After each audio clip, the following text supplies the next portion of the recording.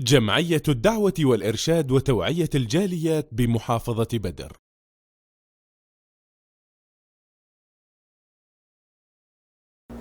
الحمد لله رب العالمين والصلاة والسلام على أشرف الأنبياء والمرسلين أما بعد. قال الله عز وجل في القرآن المجيد: شهر رمضان الذي أنزل فيه القرآن هدى للناس وبينات من الهدى والفرقان. محترم سامعین و ناظرین، اللہ رب العالمین کی طرف سے بھیجا گیا نیکیوں کی سیل والا مہینہ بڑی تیزی کے ساتھ، بڑی رفتار کے ساتھ اپنے ایام، اپنے دن پورے کر رہا ہے۔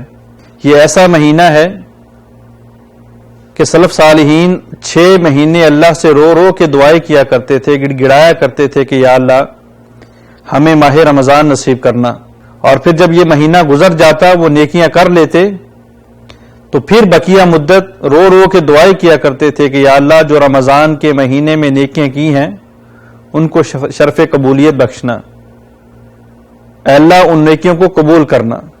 کیوں؟ اس لیے کہ یہ ایسا مہینہ ہے جس کے اندر شیطانوں کو بند کر دیا جاتا ہے، جنت کے دروازوں کو کھول دیا جاتا ہے اور جہنم کے دروازے بند کر دیے جاتے ہیں۔ اس مہینے کے اندر نیکیاں ہی نیکیاں ہیں، افطاری بھی بہت بڑی نیکی، سحری بھی بہت بڑی نیکی، قیام اللیل بھی بہت بڑی نیکی، ذکر و اذکار، روزہ اور صدقہ و خیرات، یہ ساری کی ساری ایسی نیکیاں ہیں جن کو رمضان میں کرنے سے اللہ رب العالمین خیر و برکات سے مالا مال کر دیتے ہیں۔ اللہ رب العالمین نامہ اعمال کو نیکیوں سے بھر دیتے ہیں۔ لیکن ایسی نیکی جو ماہ رمضان کے اندر اللہ کے رسول علیہ الصلاۃ والسلام بالخصوص کیا کرتے تھے، اور پھر اکیلے نہیں بلکہ جبرائیل امین کی مدد سے کیا کرتے تھے، وہ نیکی ہے قرآن مجید کا پڑھنا۔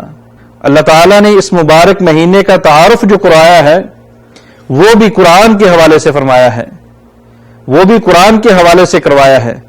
فرمایا شہر رمضان الذی انزل فیہ القرآن، کہ رمضان کا مہینہ وہ مہینہ ہے جس کے اندر قرآن مجید کو نازل کیا گیا۔ قرآن مجید کے اندر ہدایت ہے، قرآن مجید کے اندر رہنمائی ہے، قرآن مجید کے اندر واضح آیات اور بینات ہیں لوگوں کے لیے، لوگوں کی بھلائی کے لیے، لوگوں کی کامیابی کے لیے، لوگوں کو سیدھا راستہ دکھانے کے لیے۔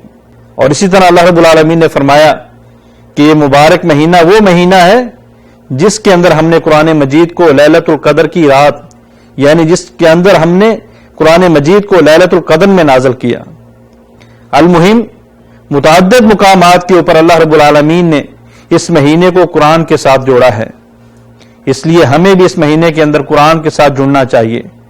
آقا علیہ الصلوۃ والسلام ہر مہینے جبرائیل کے ساتھ قرآن کا دور کیا کرتے تھے، اور جس سال آپ کی وفات ہوتی ہے، آپ اس دنیا فانی کو چھوڑ کے جاتے ہیں، اس سال آپ نے 2 مرتبہ جبرائیل امین کے ساتھ قرآن مجید کا دور کیا۔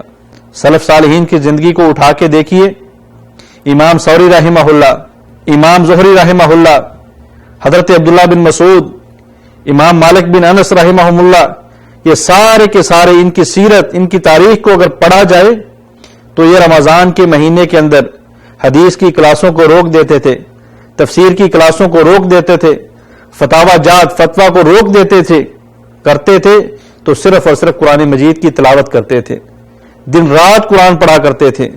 سلف صالحین کی زندگی کو اٹھائیے، دیکھیے کہ 3 دن کے اندر، 5 دن کے اندر ختم قرآن سلف صالحین سے ثابت ہے، اس لیے کہ وہ جانتے تھے کہ اس مہینے کے اندر آقا علیہ الصلوۃ والسلام نے جو فرمان فرمایا ہے، حق فرمایا ہے، سچ فرمایا ہے، اور وہ فرمان ہے کہ کل قیامت والے دن روزہ بھی اللہ کے ہاں سفارش کرے گا، قرآن بھی اللہ کے ہاں سفارش کرے گا۔ اللہ روزے کی سفارش کو بھی قبول کریں گے اور رمضان کی سفارش کو بھی قبول کریں گے۔ جب روزے اور قرآن کی سفارش قبول ہو جائے گی تو انسان کے مقدر کے اندر جنت لکھ دی جائے گی۔ اللہ تعالیٰ قرآن مجید کے، اللہ رب العالمین رمضان کے اندر قرآن مجید کی تلاوت کے ساتھ دل لگانے کی توفیق عطا فرمائے۔ السلام علیکم ورحمۃ اللہ وبرکاتہ۔